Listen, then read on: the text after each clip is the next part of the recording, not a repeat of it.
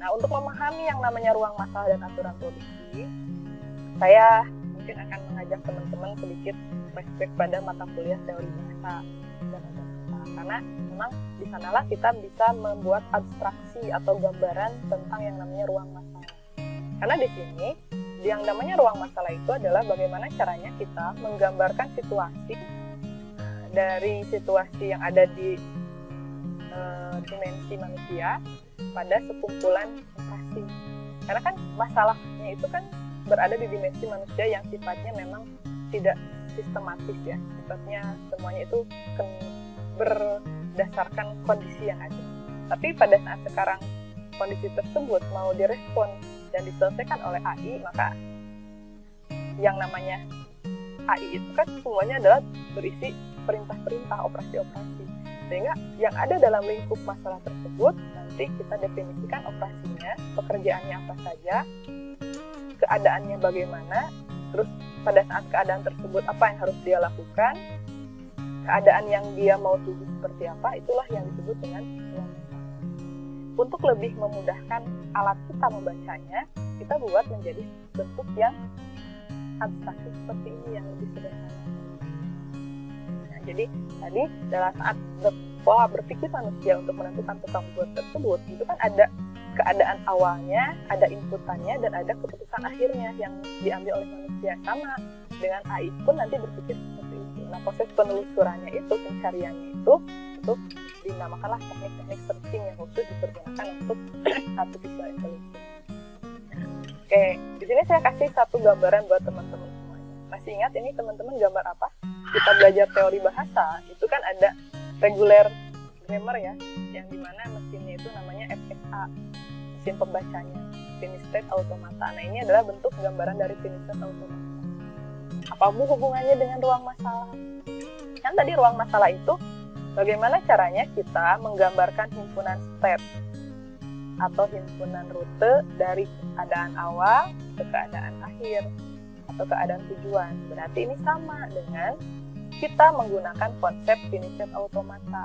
Finished state automata itu adalah sekumpulan state yang digambarkan dengan lingkaran-lingkaran dengan label tertentu, dan pembacaannya itu diawali dari state awal yang biasanya ada tanda panah masuk tanpa label, lalu dibaca sampai dia menemukan state akhir yang digambarkan dengan double lingkaran.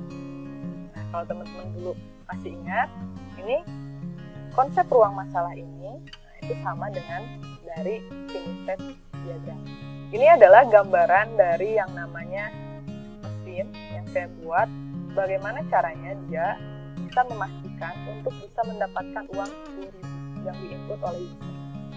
Teman-teman pernah dengar yang namanya vending mesin? Mesin yang memang bekerja sudah menggantikan manusia. Kalau kita masih terbiasa belanja pada orang, nah di beberapa fasilitas umum seperti kayak di bandara atau mungkin di terminal, di stasiun, itu kalau di kota-kota besar sudah mulai ada ya penjual otomatis berupa mesin yang menjual makanan pembeli. Nah, di sana kan mesin tersebut itu harus bisa memastikan bahwasanya uang yang dimasukkan oleh pembeli itu sesuai dengan harga barang.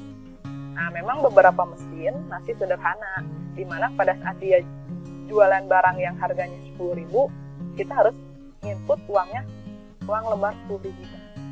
Nah, dengan gambaran ini, saya mencoba membuat atau merancang mesin vending yang lebih cerdas, di mana dia tidak hanya bisa menerima uang 10.000, tapi menerima 4 jenis uang, yaitu 10.000, 5.000, 2.000, dan 1.000. Nah, di sini berarti tugas si vending mesin ini adalah memastikan uang yang dia terima itu harus pas 10.000. Nah, kita bisa membuat gambarannya, gambaran dalam dunia nyata itu kita bisa gambarkan secara abstraksi dengan sederhana seperti ini. Salah satu tekniknya, salah satu caranya. Sehingga nanti dengan teknik-teknik seperti ini, gambaran-gambaran sederhana seperti ini, kita tetap bisa membuat suatu gambaran mesin ini pas menerima uang. Nah, tapi dia bisa lebih pintar. Kenapa? Karena kalau yang sekarang ada itu hanya satu jalur, pembacaannya nih langsung 10.000. Tapi kalau kita buat dia lebih pintar, dia bisa menerima uang.